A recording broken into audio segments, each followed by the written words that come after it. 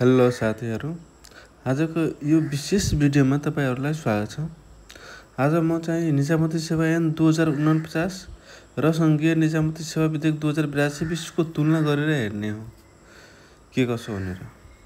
संघीय निजामती सेवा विधेयक प्रतिनिधि सभाबाट पारित मिति 2082 साल असार 15 गते। हामी चाहिँ यस्तो लेखेका छौं। क्रम संख्या, तुलनाका आधार, निजामती सेवा ऐन 2049, संघीय निजामती सेवा विधेयक 2082 अनि कैफियत। यिनमा के छ भने यिनको नाम अहिलेको ऐनको नाम हो निजामती सेवा ऐन 2049। अब बन्ने ऐनको नाम हो संघीय निजामती सेवा विधेयक 2082। 2 नम्बरमा तह र श्रेणी राजपत्राङ्कित र राजपत्र अनङ्कित गरी 2 भागमा विभाजन गरिएको अहिलेको ऐनमा र अब बन्ने ऐनमा 15 वटा तहगत प्रणाली रहेको छ। विशिष्ट श्रेणीमा 3 तह, 15औं तहमा मुख्य सचिव, 14औं तहमा सचिव, 13औं तहमा अतिरिक्त सचिव थप गरिएको एउटा हो। अनि 3 नम्बरमा सेवाको गठन। अहिलेको ऐनमा 10 वटा सेवा रहेको थियो र अब बन्ने ऐनमा सूचना प्रविधि सेवा थप गरी 11 वटा सेवा बनाएका हुन्। अब चाहिँ 4 नम्बरमा पदपूर्ति। अहिलेको ऐनमा 55% खुला हुन्थ्यो, 45% आरक्षणको व्यवस्था थियो। अब बन्ने ऐनमा 51% खुला, 49% आरक्षण। जुन 49% आरक्षण छ उसलाई 100% माने 50% महिलाको लागि, 50% पुरुषको लागि। साधारण भाषामा बुझ्नुपर्दा यही हो। फेरि उसमा कोटा छुट्याउने हो। महिलाको लागि यति, पुरुषको लागि यति भनेर छुट्याउँछ। अनि 5 नम्बरमा आरक्षण सुविधा। अहिलेको ऐनमा जति पटक पनि लिन पाउने। अब बन्ने ऐनमा राजपत्राङ्कित पदमा 1 पटक र राजपत्र अनङ्कित पदमा 1 पटक गरी जम्मा 2 पटक मात्र लिन पाइने। 6 नम्बरमा नियुक्तिको लागि उमेर। अहिलेको ऐनमा महिलाको हकमा 40 वर्ष थियो र पुरुषको हकमा 35 वर्ष थियो। अब बन्ने ऐनमा महिलाको लागि 39 वर्ष र पुरुषको लागि 35 वर्ष।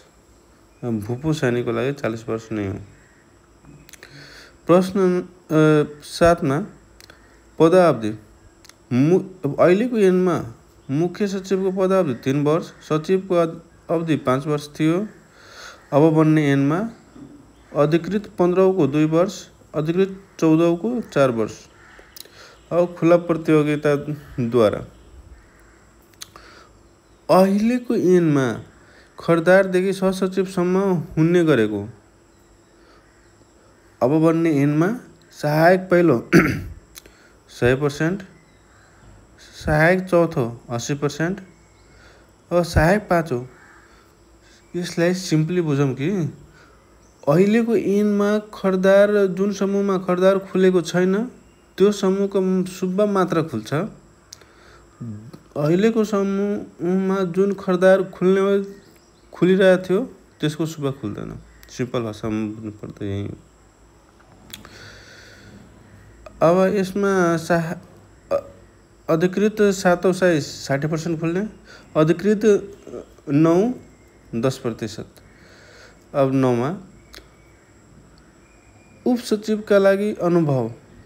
अहिलेको ऐनमा 5 वर्ष थियो र बन्ने ऐनमा पनि 5 वर्ष छ। 10 नम्बरमा कम्प्युटर अपरेटर। अहिलेको ऐनमा खुल्ने, अब बन्ने ऐनमा नखुल्ने। चौथो र पाँचौं दुवै तहको लागि अब खुल्दैन कम्प्युटर अपरेटर। 11 मा भौगोलिक अङ्क विभाजन।